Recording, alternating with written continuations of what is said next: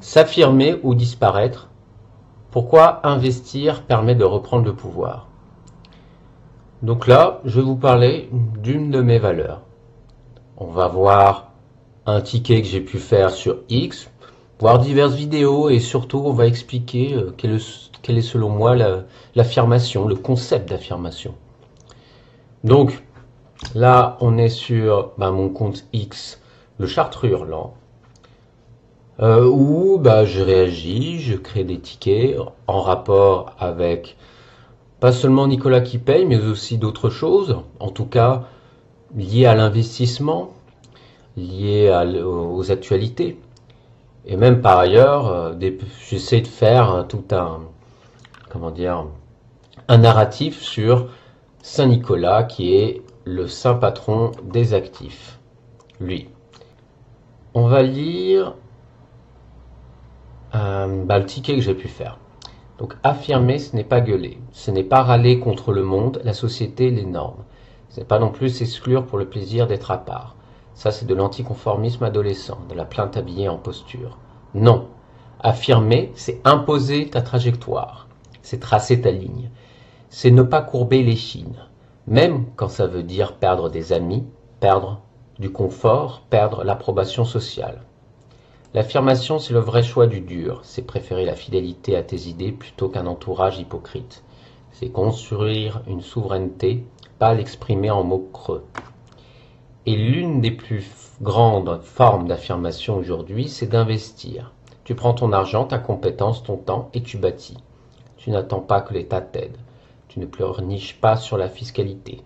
Tu joues avec les règles, tu les contournes, tu t'adaptes. Voilà le vrai pouvoir. Pas celui qui s'exhibe en criant, mais celui qui se matérialise dans un portefeuille, un business, une liberté. Sois un Nicolas, affirme-toi. Donc là, vous voyez le Nicolas qui se met par-dessus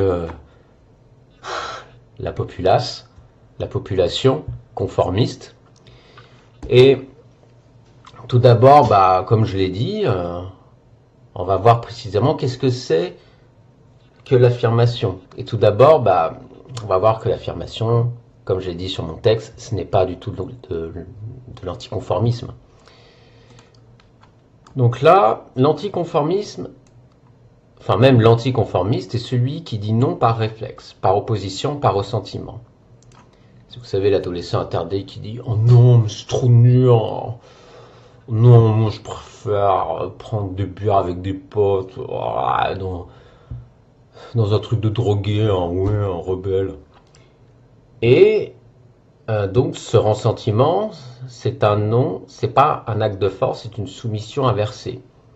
Nietzsche disait déjà le ressentiment est la morale de ceux qui n'osent pas créer. Parce que la chose la plus importante, c'est que le oui, c'est la création. Le non, c'est le refus. On ne crée pas des choses par opposition. Ça, certains réactionnaires sont comme ça, et même les gens de droite de manière générale, ils n'arrivent plus à créer de produits culturels. Ils ont laissé tomber ça, en fait. Donc, le truc, c'est que l'anticonformiste geint, mais reste dépendant du système qu'il prétend fuir. Bah oui, parce qu'il est anticonformiste. Il est toujours dépendant de son pendant positif. À l'inverse, l'affirmation, c'est le grand oui. Oui à sa vie, à ses valeurs et à ses responsabilités. Jung appelle ça l'individualisation, devenir soi-même au-delà des masques sociaux. Ce n'est pas se rebeller, c'est se construire. L'affirmation, oui, c'est pas seulement se montrer aux yeux du monde, c'est se connaître le plus rapidement possible, mais même le mieux possible. Et donc, dans notre société de suiveurs, celui qui s'affirme passe pour un tyran et qu'il est en réalité le seul à assumer pleinement sa liberté. Là, je vais vous montrer des trucs auxquels j'ai pu réagir. Parce que là, c'est pas possible. J'ai vu des choses. Là, je vais vous montrer le concept typique de l'anticonformiste, le rebelle subventionné, qui finalement prend la mode, les incontournables de l'été 2025. Donc là, on a le comportement, enfin le cliché typique du citadin branché qui, franchement, est une pub pour la stérilisation. Parce que quand je vois ce genre de mec, si je suis une meuf, j'aurais pas envie d'être avec lui. Mais bon, le problème, c'est que c'est la mode. Cette espèce de chose bizarre, un mélange d'années, fin 90, début 2000. Ouais, déjà le sourcil décoloré, comme si t'étais à Goku Super Saiyan 3, mais sans la musculature. La coupe mulet, mais pas totalement, coupe mulet longue, parce que faut rester stylé. Oui, parce que bon, ces bobos gauchos, bon, ils travaillent à la mode, dans le milieu de la mode. Et donc, bon, ils prennent des coupes mulets, c'est totalement, oui, c'est complètement anticonformiste, parce que c'est moche, la coupe mulet. Mais il faut que ça soit quand même assez court, cette coupe, afin d'être plus, finalement stylé. Le top au crochet, ça c'est... Ouais, peluche la bubu, je connais pas. Mango fizz, mix de mangue. Enfin bref, cette espèce de Bermuda informe où si t'es petit, bah t'es mort. Donc pour moi, c'est pas ça en fait. C'est pas de l'affirmation, c'est juste de... On veut être anticonformiste, mais pire encore, c'est que on s'affirme dans une mouvance, dans une société où on affirme des individualités, ce sont des modes qui changent tous les 5 ans, et t'es pas anticonformiste en fait, t'es qu'une merde là, je suis désolé de le dire, tu n'es qu'une merde. Ensuite, s'affirmer, c'est perdre pour mieux gagner. Tu veux t'affirmer, prépare-toi à perdre des amis, des cercles mondains, de la validation sociale. Bah, le truc, c'est que si j'étais conformiste, si j'étais un toutou bien soumis, j'aurais pu peut-être un petit peu mieux réussir ma carrière d'acteur, avoir un peu plus d'amis de manière générale. Mais j'ai choisi de temps en temps d'affirmer un peu plus mes idées. Alors peut-être maladroitement, mais j'assume mes idées. Alors c'est des idées qui ne sont pas si radicales que ça, mais pleines de bon sens.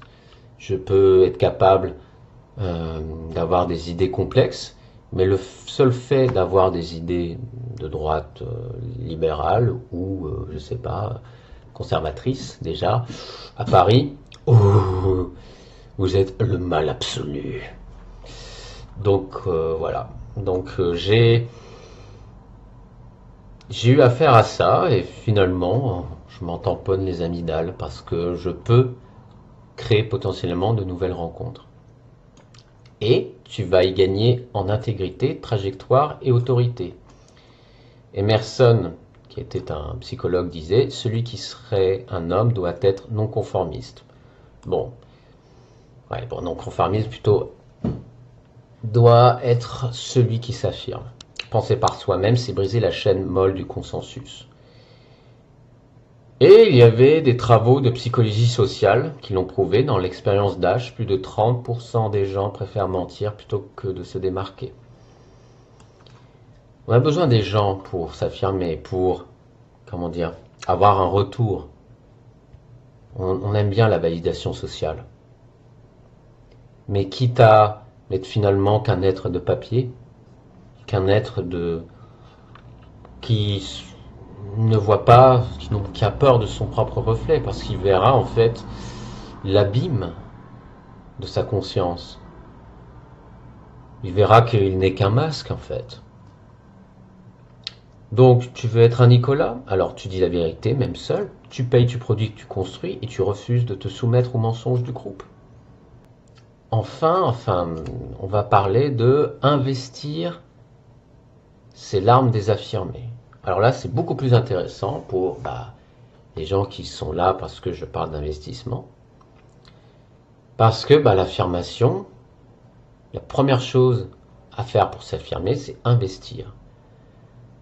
Et c'est surtout logique parce qu'en France, dans un pays suradministré, fiscalisé à outrance, investir, c'est s'affirmer.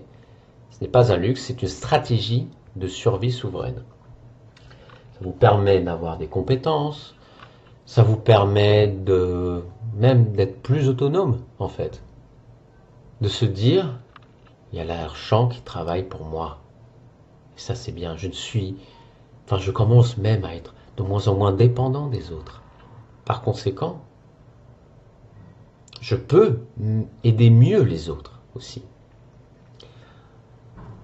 Et donc, Ayn Rand, qui est une philosophe qui a créé l'objectivisme, c'est un courant du libertarisme, et elle a très bien résumé dans le livre La Grève, quand l'État devient un voleur, le producteur devient résistant. Et investir, ce n'est pas juste chercher un rendement, c'est refuser d'être à la merci d'un État obèse. De Bérou en fait, voilà. C'est poser son autonomie comme fondation de ton identité. Tu fais fructifier ton capital, tu entreprends, tu construis tes propres filets de sécurité, tu refuses l'assistanat, l'impôt confiscatoire, les promesses creuses. Ceux qui ne possèdent rien dépendent de tout, ceux qui possèdent leur vie ne dépendent de personne. Et tu ne le fais pas pour suivre la mode ou montrer sur Instagram ton signalement de vertu. Tu le fais parce que c'est l'outil politique du XXIe siècle. Tu prends le contrôle de ta vie financière et donc de la liberté réelle. Je vais vous montrer une vidéo qui est pour moi catastrophique. Ce qui montre que je ne serai jamais ce genre de personne qui s'affirme en faisant partie de tout un écosystème de grévistes qui finalement ne changent pas réellement leur vie intérieure, car ils ont oublié la liberté économique, comme dirait Milton Friedman. Bon, là, on va regarder un petit peu, mais bon. Oh, voilà. Ah, bon, en plus, elle chante faux.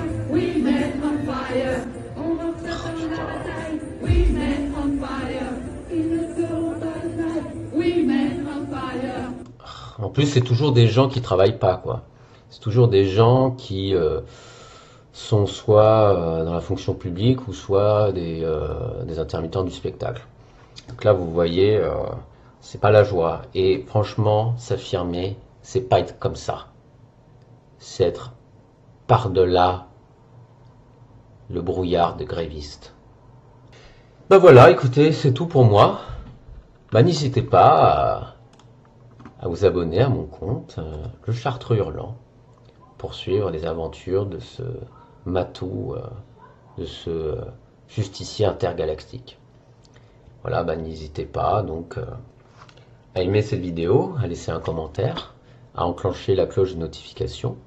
J'ai toujours des liens, donc un lien Moning qui permet de synchroniser vos portefeuilles et un lien Realty qui permet d'investir dans l'immobilier grâce aux cryptoactifs. Voilà, écoutez, je vous souhaite une bonne journée. Ciao.